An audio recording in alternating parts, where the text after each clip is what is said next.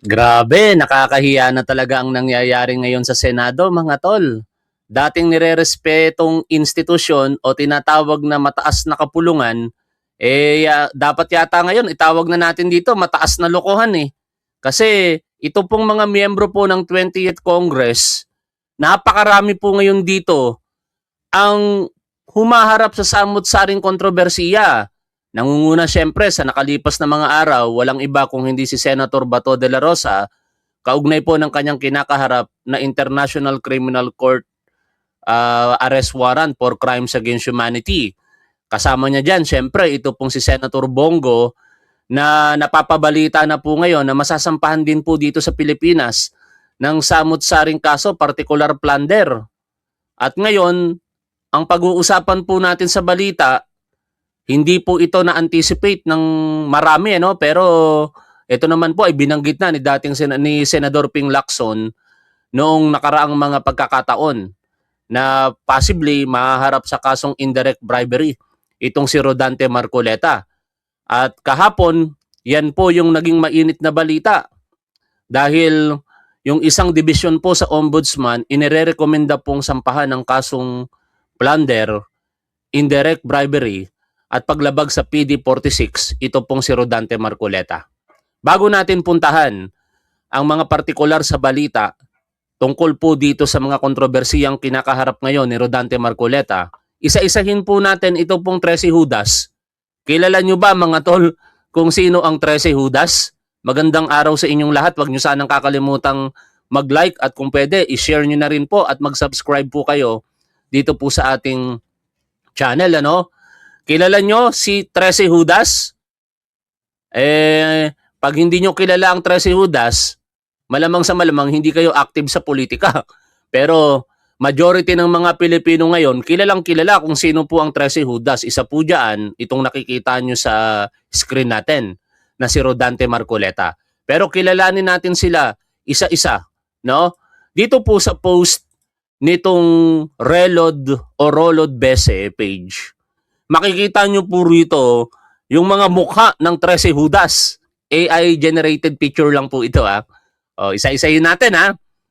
At ano-ano ba yung kanilang mga kontrobersiyang kinakaharap.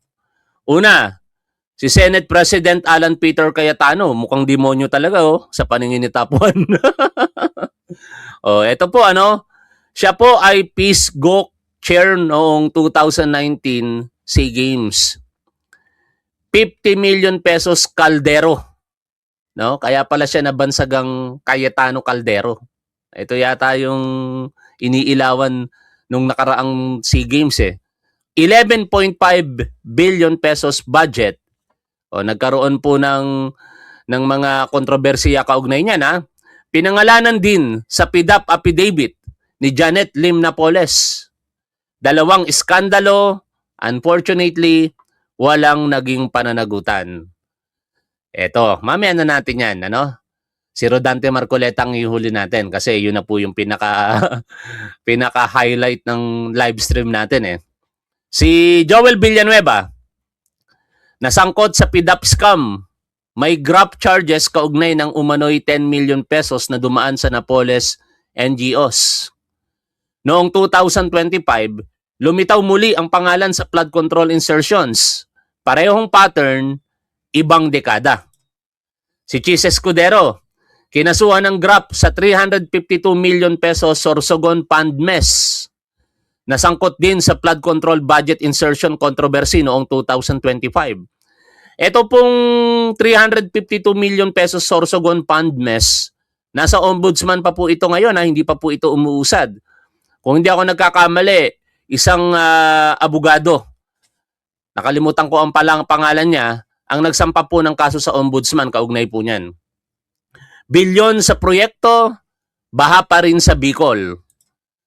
Si Robin Padilla, nahatulan sa illegal possession of firearms noong 1994, naabsuelto sa pamamagitan ng absolute pardon, pero nanatili ang conviction sa record. Bilang senador, sinabi rin niyang hindi dapat krimen ang marital rape. Kakaiba. Jinggoy Estrada, Kinasuhan ng plunder kaugnay ng 183 million pesos PDAP kickbacks. Nakulong, nakapag-bail at muling nahalal noong 2022 dahil sa mga tangang katulad ni Top 1. Anak ng teteng na yan, ang tanga mo kasi Top 1, bakit mo binoto si Jingoy Estrada? Ngayon, humahatol sa iba habang gumagapang pa rin ang sariling kaso. Senator Judge, anak ng teteng na yan. Mark Villar, dating DPWH Secretary, senador na ngayon, naugnay sa 2025 flood control insertion controversy at sa mga ulat ng ghost at substandard projects. Conflict of interest, sariling record ang nagsasalita. No? May balita na sasampahan din po ito ng plunder sa mga susunod na araw. Camille Villar, kapatid ni Mark, kontrolado ng pamilyang Villar ang malalaking negosyo sa real estate, tubig at infrastruktura. Bumoboto sa mga pulisiyang direktang konektado sa negosyo ng sariling pamilya. Hindi nilagay dito yung 2 kasong kriminal na kanilang kinakaharap sa Department of Justice ngayon, kaugnay ng paglabag sa Securities and Exchange Commission Code. At sinasabi na meron din daw pong issue dito sa 2 bilyar po na ito tungkol sa flood control project anomalies. Tuloy po natin. Amy Marcos, pinanagot ng Hawaii Court excuse me, sa kaso ni Archimedes Trajano noong 1977. $4.16 million ang hatol, hindi binayaran. Hindi siguro nakakapunta si Amy Marcos mga tol sa Estados Unidos. Paki-comment nyo nga dyan, yung mga manonood po natin na nasa Estados Unidos, paki-comment ninyo kung sa inyo pong pagkakatanda, kayo lalong yung mga loyalista, kung nakakapunta po itong si Amy Marcos sa Estados Unidos. Kasi sa pagkakaalam ko, ang mga Marcos hindi nakakapunta sa Estados Unidos maliban na lamang nitong naging Pangulo, si Pangulong Bongbong Marcos eh. May mga tanong din sa kanyang credentials at sa 66.45 million tobacco excise tax mess na na-plug ng COA. Okay, sumunod ay si Loren Legarda. Kinasuhan sa PDAP scam, 25 million pesos. Umano ang dumaan sa Napoles NGOs. Paulit-ulit ding nagpalit ng partido para manatiling nasa poder. Hindi prinsipyo ang sinundan kundi sino ang panalo. Yan. Sabi ni Seven Samurai, tumakas si Amy at nagtago sa Singapore kasama boyfriend. Oy, chismis yan ha. Sinong boyfriend? Sino yung boyfriend? Seven Samurai. Total, di ka naman kilala. Pangalanan mo na. Oh, eto pa. Si Pia Cayetano. Kamusta ka? Si Pia Cayetano, by the way, may live kahapon yan. Pakita lang natin. Singit na rin natin ito. Total, nangangamusta siya eh. Kakamustahin nyo lagi si Pia Cayetano, mga tol. Nakakaawa naman, nagagalit pag hindi kinakamusta eh. At mayroon siyang live at bahagi ng live na yan. Ito, pakinggan ninyo para mabwisit kayo ngayong umaga. Ano trending kung kamusta ka? Kasi kung nandun ako sa Senate, nabanggit ko na wala man lang na natutukan na feeling na may barila na Senate employees. Kalmado na siya, mga tol, kalmado na. Na-realize niya na hindi bumenta yung iyak niya na walang luha. Tama ba ako, mga tol? Paki-comment nyo nga kung tama yung sinabi ko, mga tol. Ang sinabi ko, na-realize na ni Pia Cayetano na hindi bumenta yung kanyang iyak na walang luha. Kaya nagbago na. naging kalmado na. Basahin natin. Ano ba tong meron kay Pia Cayetano? Peace Goko din, chair noong 2019 SEA Games. 50 million pesos kaldero. 11.5 billion pesos budget, Senate probe. Pinangalanan din sa PDAP affidavit ni Janet Lim Napoles. 2 iskandalo, walang pananagutan. Halos parehas pala silang magkapatid, ano? Okay? Tuloy natin. Punta na tayo ngayon kay Rodante Marcoleta. Hindi na sinabi doon yung kay Bato de la Rosa sa kay Robin, kay Bongo, pero alam naman natin na yon. O, punta na tayo kay Senador Rodante Marcoleta. Eto na, no? O, sabi nyo, hindi nga bumenta. Ay, nako. Sabi nung isang manonood, hindi gumamit ng IMO. Nakakalungkot naman yon, mga tol. Biruin ninyo, humihingi ng simpatya sa inyo, tapos inaasar pa ninyo. Joke. Paano naman kasi makakakuha ng simpatya sa publiko? Parang kaplastikan yung ipinakita nyo sa harapan ng Senado. Kaya nga ang masasabi natin dyan, ang kamustahan ngayon, level up na talaga. Dati, personal. Oy, kaibigan, kumusta ka na? Tagal natin di nagkita. Tapos, nung napalayo, susulat, no? Kamusta ka na? O yan. Nandito ako ngayon sa malayong lugar. Ito ngayon yung mga ginagawa ko. Kamusta ka na? Sa pamamagitan ng correspondence, letter, ano? Tapos, nauso yung internet. Online kamustahan na. No? Kasi naman itong mga minority senators, hindi nyo naman kasi in-online kamustahan eh. Meron sa kanilang hindi nag-online kamustahan. Meron din naman ang kamusta. Si Senator Ping Lacson, hindi talaga siya kinamusta kasi nag-left the group. Pero si Senator Sherwin, Senator Kiko, Senator Bam, nangamusta sila. Diyan, saka Senator Migs, nangamusta sila diyan sa majority. Ano? And ang pinakamataas na antas ngayon ng kamustahan, syempre yung ginawa nitong si Pia Cayetano, no? Sa pamamagitan na ng legislative statement.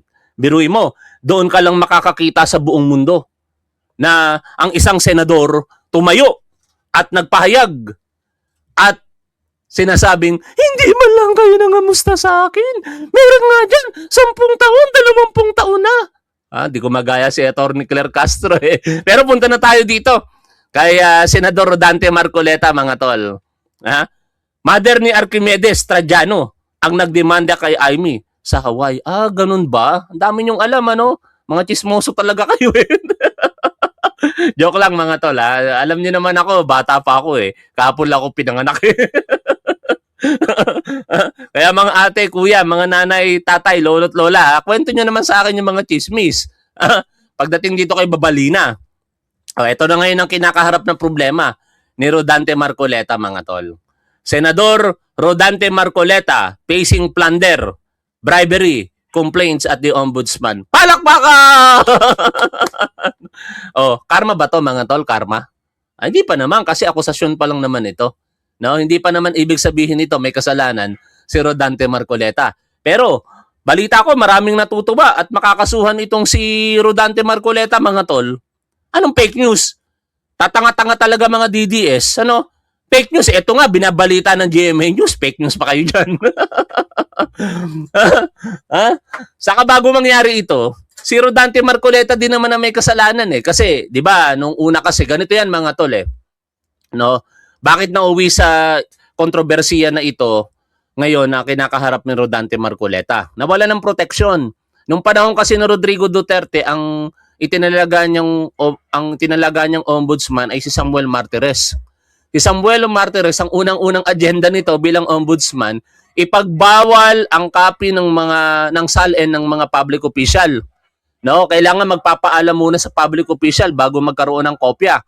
Pagkapalit, nung nakaraang taon, kay Samuel Martires, ang unang agenda din naman nitong si Ombudsman Boyong Remulla ay isa publiko ang mga SALN ng mga mambabatas. Kaya napilitan si Rodante Marcoleta na isa publiko yung SALN and naikumpara ito sa SOSE niya. Kasi yung SOSE, available sa public yan eh. No? Tapos nung kinumpara na, hindi magkatugma. At yan ang papanoorin natin sa pagbubulgar ng Billionaire News Channel nung mga panahong iyon, mga tol. Ito po yung balita eh, no? Kung bakit nalaman ng publiko, meron palang napakalaking natanggap na kontribusyon para sa kanyang pangangampanya itong si Rodante Marcoleta na hindi niya inilagay sa kanyang SOSE at hindi rin nag-reflect sa kanyang SALN. No? Nakalagay lang dun sa SOSE niya, malaki yung ginastos niya. Pasensya na kayo at may nararamdaman si Top Wife kaya hindi ko naman masamahan sa ospital. Malapit lang naman dito sa amin kaya nag-service siya. at lumabas kaya maingay yung mga aso. Ano? At ganun nga yung nangyari, mga tol. Yung Sose niya at Salen hindi natugma. Pero para mas malinaw, balikan natin ang balita, mga tol. Ito yun eh. Patuloy na hinihimay ng Billionario News Channel ang isinapublikong SALN ng mga senador. Ang 2025 net worth ni Senador Rodante Marcoleta kapansin-pansing mas mababa sa kanyang ginasta sa pangangampanya noong midterm election. Bago ko makalimutan, mga tatanga-tangang Duterte supporter, lagi kayong manood kay Top 1 para hindi kayo nabibiktima ng fake news. Nood kasi kayo nang nood sa mga vlogger na mga inuuto lamang kayo eh, no? Dito sa programa ni Top 1, hindi ako naghahatid ng balita. Nagre-react tayo sa totoong balita at totoo itong pinapanood natin balita ngayon. In fact, ito po ay 6 months ago, no? Ito po ay in particular November 6, 2025 ng unang hinimay. Salamat sa Billionario News Channel sapagkat hindi sila natatakot dito kay Rodante Marcoleta. Hinimay nila ang issue. Kaya ngayon pumutok ito sa publiko. Balikan natin ang paghimay ng Billionario News Channel sa issue na ito ni Rodante Marcoleta. Agad itong pinuna ng isang election watchdog. Narito ang exclusive agenda report ni Joash Malimban. Ilang linggo nang nakalilipas mula nang maging sentro muli ng usapin ang pagsasapubliko ng Statements of Assets and Liabilities o SALN ng public officials. I think that that all departments should be able to. Teka lang, ang daming chismis ni Seven Samurai eh, no? Chismis ba yan, Seven Samurai? Basahin ko lang ha. Top 1, pinakidnap ni Amy si PBA coach Tommy Manotok para agawin sa asawa nitong beauty queen na si Aurora Pijuan. Totoo ba yun? No? Ako, binasa ko lang yan ha. Merong nagkomento eh. Binabasa ko lamang. Totoo ba yun? Pero ang pagkakaalam ko, naging sila ni Tommy Manotok, di ba? Pero pagkakaalam ko rin, si Tommy Manotok may asawa. No? Kaya parang may inagawa ng asawa. Ganun ba yun? Ha? Ayun, ako ng teteng. Dapat pala nilagay doon sa mga binasa natin kaninang mga issue nitong Tracy Judas, nakalagay doon, joke lang to ha, joke lang, hindi ko nga itutuloy, baka i-demanda ako ni Amy Marcos eh. Tuloy po tayo dito mga tol. Should have the same transparency as we are setting in the office of the ombudsman, because everybody here, all the government officials have accountability issues. Diba? We have to be accountable for everything we do. Yan. So it's just right that people have access to it. Sa Yan. kasalukuyan, publicize Diba? Kaya nagulat siguro si Rodante Marcoleta, nako, bakit ako tumanggap ng donasyon noon? Wala na si Samuel Martires, di niya na-anticipate yun, mga tol. No? Ang pumalit si Ombudsman Boyong Remulla, tapos inaaway-away niya pa. Naalala niyo yung bangayan nila sa Senado, palitan nila ng diskurso? No? Hindi matanggap ni Rodante Marcoleta na hindi dapat bigyan ng immunity, no? Itong dalawang itong Diskaya spouses, ano? Si Curly sa si Sarah. Kaya nagkapalitan sila ng argumento, pinagpipilitan talaga ni Rodante Marcoleta. Ang problema, naging ombudsman si Boyong Remulla. Pero ako yung naniniwala na hindi naman personal kay Boyong Remulla itong ginagawa niya. Ano? Ito po ay bahagi ng mga reklamo na ipinadala po diyan sa Office of the Ombudsman. Ang dami pa nga mga reklamong nakabinbin sa Ombudsman na hindi na-action na ng Ombudsman ngayon. Particular yung kay Chavit Singson. Yung mga Ilocano, nakababayan ni Chavit Singson sa Ilocos Sur. Ang iingay ngayon, talagang nagsusumamo sila sa Ombudsman. Sana aksyonan na ng Ombudsman yung reklamo nila. Pero siguro darating din yung punto na yon. Ngunit ngayon, ang inuuna, itong mga senador. Ang tanong, bakit? No? Di ko alam. Sa ating pagkakaalam, may pressure din sa public. Saka hindi na rin mawawala dyan, syempre, ang politika. After all, namumulitika rin naman itong mga majority senators ngayon. Biruin ninyo, si Bato de la Rosa pumasok lamang para magpalit ng leadership dyan sa Senado. Tapos, tumakas din kinalaunan. ang 2025 SALNs ng lahat ng senador, kabilang na si Senador Rodante Marcoleta. Ang kanyang declared net worth aabot sa 51.9 million pesos. Nakuha rin ng Billionaire News Channel ng kopya ng Statement of Contributions and Expenditures o SOSE ng lahat ng mga senador na nanalo sa May midterm elections. Ayon sa SOSE ni Marcoleta, tingnan nyo yung hindi siya difference tumanggap ng kahit na anong contributions, cash man o in-kind. Di ba? Wala. sa SOSE, pero kinalaunan merong tinanggap na 75 million pesos. sa kanyang naging kampanya. Pero ang kanyang kabuuang gastos aabot sa 112 million pesos, mas mataas ng more than 100% kisa sa declared net worth niya. Ang pinakamalalaking gastos ng senador napunta sa kanyang TV political ads. Ang buong 112 million pesos na gastos na ito, idineklara niya sa COMELEC na galing lahat sa sariling bulsa. Red flag ito para sa convener ng Election Watch Group na kontradaya na si Danilo Araw. I find it a bit unusual that even if in-kind contributions would be expected, Marcoleta doesn't have any. So he gives an impression that he funded his own campaign, when in fact his SALN is not enough to fund such a 100 million peso venture. Remember that the expenses theoretically only cover a few months of the campaign season.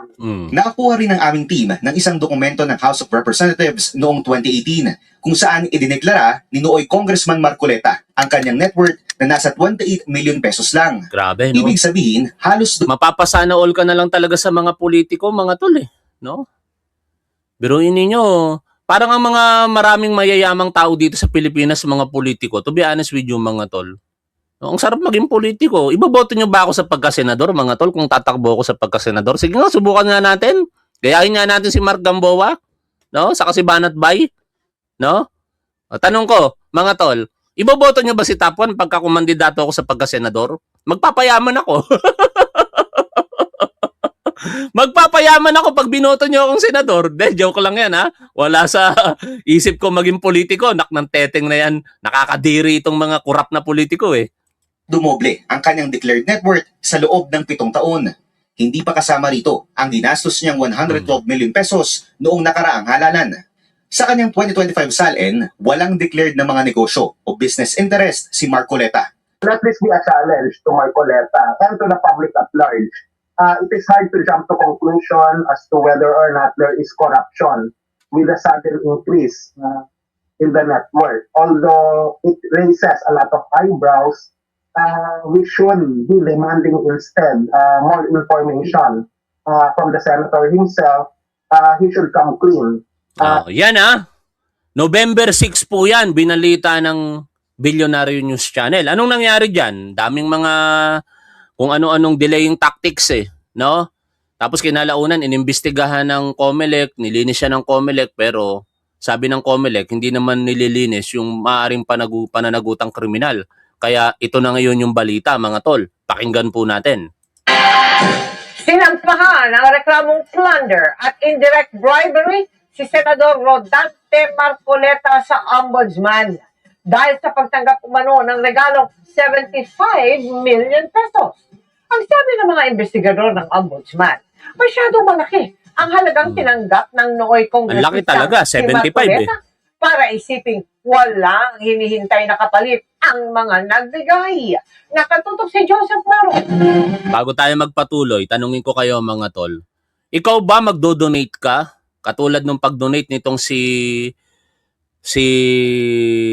Mike Defensor na 30 million pesos, tapos yung dalawang negosyante na 25 million pesos, no? Nang wala kang inaantay na kapalit. Parang ang hirap namang isipin na pinaghirapan mo yung pera, ibibigay mo lang ng ganun sa isang politiko nang walang kapalit.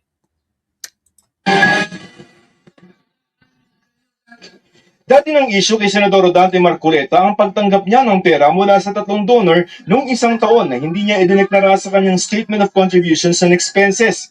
Lusot siya sa Commission on Elections dahil nabago na raw ang batas at hindi na raw ito isang election offense. Ang katwiran pa ni Marcoleta, natanggap niya ang pera bago pa ang simula ng campaign period. Pero ngayon, basehan na ito ng isang criminal complaint. Ang isyong yan ng pagtanggap ni Senador Marcoleta ng milyong-milyong pera ang nakitang basehan ng Ombudsman para sa reklamong plunder. Sa order na eksklusibong nakuha ng GMA News mula sa isang source, pinasasagot ng Ombudsman si Marcoleta sa reklamong inihain ng Field Investigation Bureau ng Ombudsman. Sa investigasyon kasi nito, nakitang habang nakaupo bilang kongresista, tumanggap si Marcoleta ng 75 million pesos noong January 2025. Batay ito sa pag-amin mismo ni Marcoleta sa investigasyon noon ng COMELEC. Lumabas din ito sa donors tax returns na isinumite ni Marcoleta sa COMELEC. Batay sa investigasyon, Ito yung tatlo: Michael Tan Defensor, Joseph Barrias Espiritu, Aristotel Baluyot Biray, no? Date of donation: si Michael Defensor January 6, 2025, si Joseph Espiritu January 8, si Aristotle Biray January 9. Tapos napagtanto nila kailangan pala magbayad ng tax, kaya nagbayad sila noong December 17, 2025, December 15, 2025, December 15, 2025, nung nagkaka-issue na kasi nahahalongkat na. Pero ang tanong, saan kaya kumukuha itong mga to ng pera para i-donate ng ganun-ganun lamang? At wala bang inaantay na kapalit yun? Si Michael Tan Defensor, ito po ay nalagay sa kontrobersiya ang pamilya nitong April 21 lamang. Ang kanyang may bahay at kanyang anak ay kasama sa mga kinasuhan ng qualified human trafficking dahil po sa operasyon ng negosyo po nila dito sa may Pasig City na sinasabing nagtatraffic po ng tao, trafficking in person. Eh, lakas ang kita nun. Di kaya doon galing? Joke. Nagtatanong tayo, ha? hindi niya umano idineklara ang cash sa kanyang Statement of Assets, Liabilities and Net Worth para sa taong 2025. Ayon sa mga investigador ng Ombudsman, kahit daw hindi election offense, ang pagtanggap niya ng pera maaaring mauwi pa rin sa pananagutang kriminal at administratibo. Plunder daw na may tuturing ang sunod-sunod na pagtanggap ng pera ni Nooy Congressman Marcoleta na umabot sa 75 million pesos sa ilalim ng Republic Act No. 7080. Sa laki daw ng halagang 75 million pesos, hindi na raw ito may tuturing na ordinaryong kagandahang loob kundi korupsyon na para makakuha ng pawor mula kay Marcoleta. Hindi rin daw dapat ito itinuturing na normal para sa mga pampublikong opisyal porket walang sinabing hinihinging kapalit. 3 tao ang pinanggalingan ng pera, 30 million mula kay dating Congressman Mike Defensor, 25 million pesos mula sa isang Joseph Espiritu, at 20 million pesos naman galing sa isang Aristotle Baluyot. Dawit din ang 3 sa reklamo. Sabi sa reklamo, sila ay mga co-conspirator o kasabwat dahil nagkuntsabahan sila sa paglilihim ng tunay na dahilan para sa cash gift. Bukod sa reklamong plunder, pinakakasuhan din ang 4 ng paglabag ng Presidential Decree No. 46 na nagbabawal sa mga opisyal ng gobyerno na tumanggap ng regalo. Si Marcoleta, pinakakasuhan din ng indirect bribery. Hinihingan pa namin ng pahayag sina Marcoleta, Espiritu at Baluyot. Tingin naman ni Defensor, pilit ang kaso. Doon naman sa amin, hindi ko Ito, mukhang magkakaroon dito talaga ng malalim na legal battle, mga tol. Kasi ako bilang ordinaryong nakakaunawa po dito sa batas na ito, dahil hindi naman ako abogado, naniniwala ako na meron talagang pananagutan si Rodante Marcoleta for indirect bribery and for violation of PD 46. Pero pagdating sa plunder, parang nahihirapan akong ipaliwanag sa isip ko Napapasok ito sa plunder Ganun pa man, baka meron pong mga teorya na nakikita ang Office of the Ombudsman para sampahan po ng kasong plunder itong si Marcoleta. Alam ko ano yung basis kasi how can it be plunder when there was no government funds involved. Tama. Okay. Wala. Tama 'yon, walang government funds involved. Pero ayon sa mga teorya, ill-gotten wealth. No, baka doon ipapasok ito. Kaya tinanong ko yan kay ChatGPT actually, no? Kasi sa aking pangunawa, nahihirapan akong intindihin na ito ba ipapasok talaga sa plunder. Kaya basahin po natin ito para mas maging malawak yung ating pangunawa tungkol po dito, no? Unahin natin, syempre, yung kinakaharap na problema nitong si Marcoleta. Kaya nagtanong ako kay ChatGPT para na rin mapalawak ang kaalaman po natin. Sabi po ni ChatGPT dito, balanse po ito. Wala siyang kinakampiyan. Yan ang maganda sa AI, no? Hindi politically biased. Hindi katulad natin, biased tayo against Duterte, against Marcoleta, and favor naman tayo sa ating mahal na Pangulong Bongbong Marcos at sa mga taong kanyang pinagkakatiwalaan. Yun ang mga biases po natin. Pero ang AI, o kaya si ChatGPT, walang bias po ito. Kaya dito sa babasahin po natin, fair po ito. Kahit mga tatanga-tangang Duterte supporter, pwede kayo makinig. Ayun po dito, ito ang kabuuang paliwanag base sa lumabas na ulat sa context ng naunang usapin tungkol sa SOSE or Statement of Contributions and Expenditures.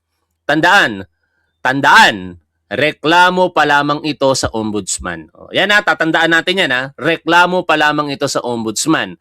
Hindi pa ito hatol o conviction. Ang lahat ng panig ay may karapatang sumagot. At ito nga po yun Makikita nyo po dito sa reklamo sa Ombudsman. Prayer. Wherefore, the undersigned investigators respectfully pray that the following respondents, Rodante Dizon Marcoleta, and private individuals, Michael Tan, Defensor, Joseph Barrias Espiritu, and Aristotel Baluyot Biray, be indicted for plunder as defined and penalized under Republic Act number 7080 and for violation of Presidential Decree number 46. Ano ba yung Presidential Decree number 46? Mamaya, babasahin ko din po sa inyo. In addition, the undersigned likewise pray that respondent Rodante Dizon Marcoleta be indicted for 3 counts of indirect bribery under Article 211 of the Revised Penal Code. Yan po ang balita kahapon mula po sa Office of the Ombudsman. O, ituloy po natin. Ano ang mismong reklamo?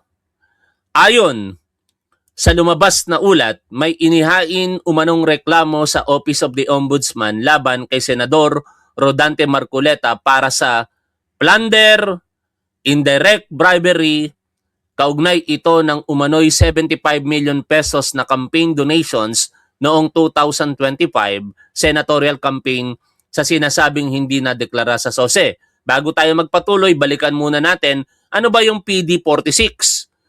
Ang PD46 ay Presidential Decree number 46 na inilabas noong panahon ni dating Pangulong Ferdinand Marcos Sr. Ang buong pamagat nito ay making it punishable for public officials and employees to receive and for private persons to give gifts on any occasion, including Christmas. Sa madaling pangunawa, ipinagbabawal po ng batas na ito na ang lahat ng public official at empleyado na tumanggap ng anumang regalo at ipinagbabawal din po sa mga pribadong individual na magbigay ng regalo sa isang public official kahit po panahon ng Christmas.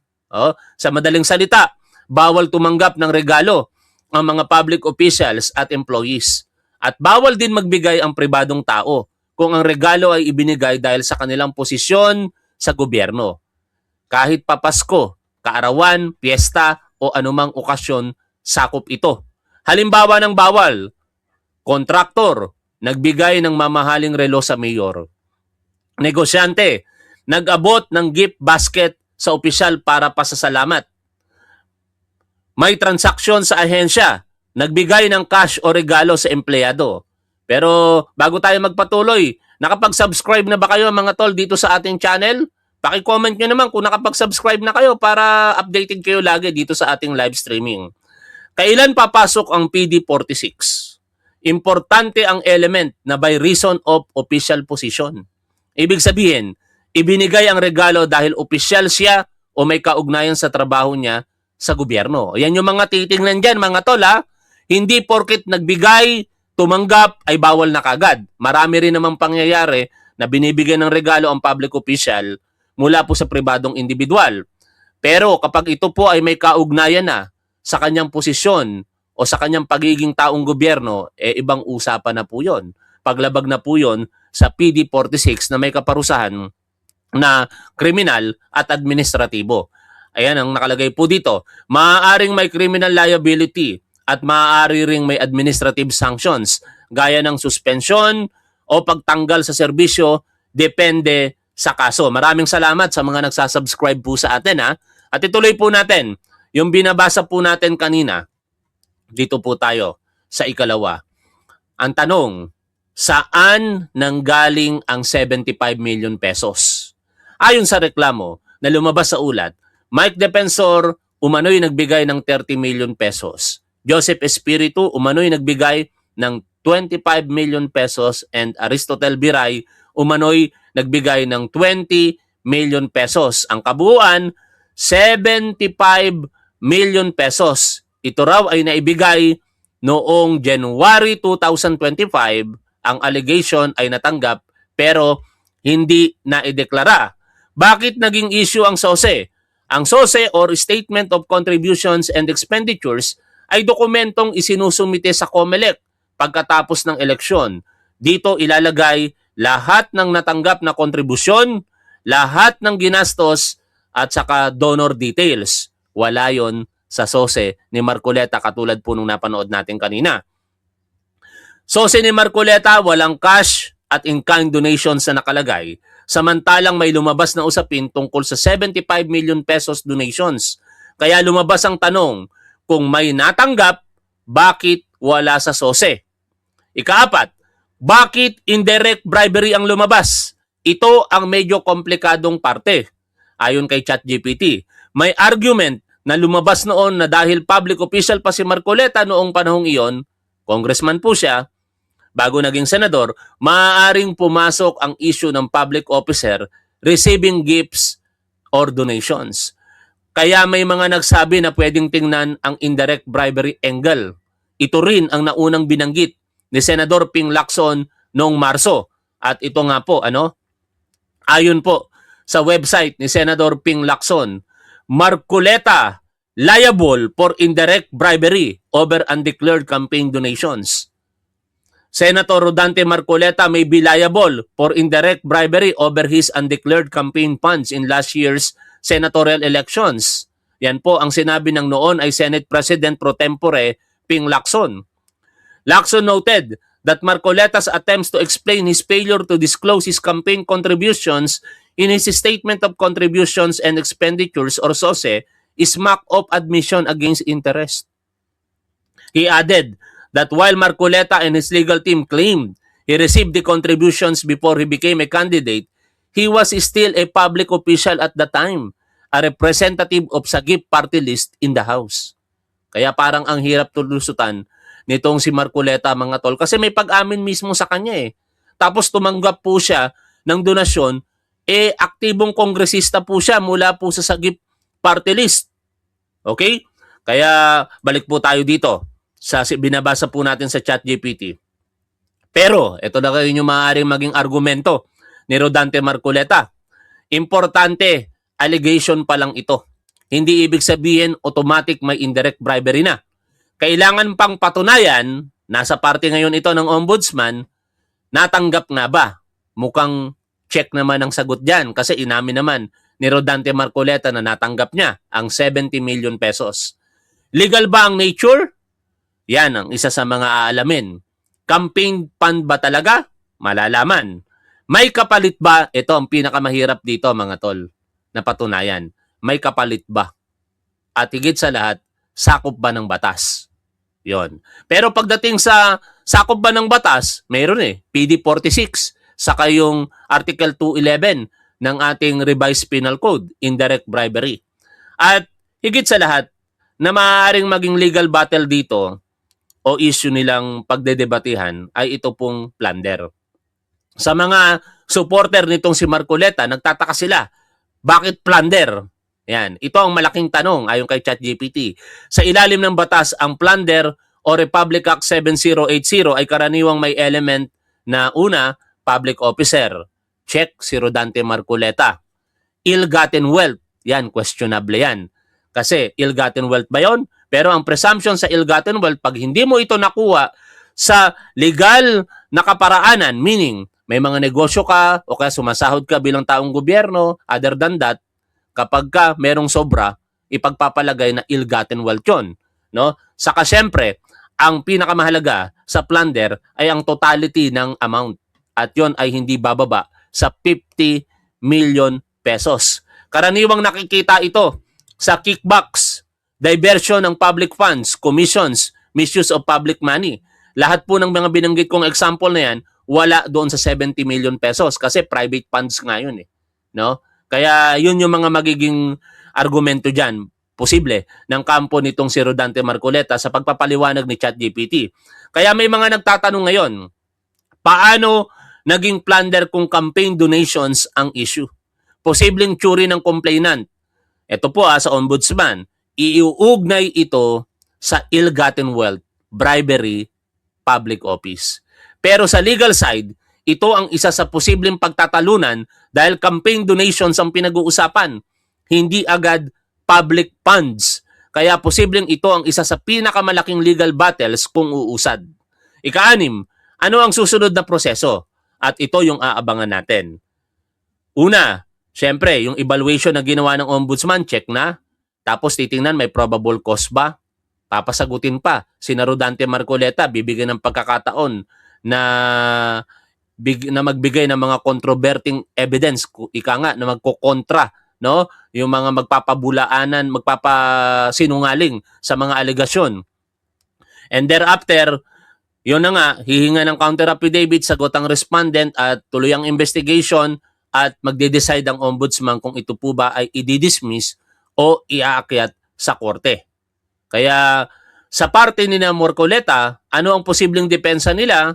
Maaaring sabihin nila Marcoleta, ayon kay ChatGPT, hindi donations iyon. Pero paano mo sasabing hindi donations kung ikaw na mismo ang umamin na donasyon iyon? Hindi natanggap. Paano mo ngayon sasabihin na hindi mo natanggap kung sinabi mong natanggap mo na ito? Hindi campaign contributions. Paano mo sasabihin ngayon na hindi campaign contributions kung ito ang sinasabi mong ginamit mo sa pangangampanya? Pre-campaign support iyon, inamin din ni Marcoleta. Walang obligasyon ideklara sa paraan ng interpretasyon nila at mali ang computation or allegation.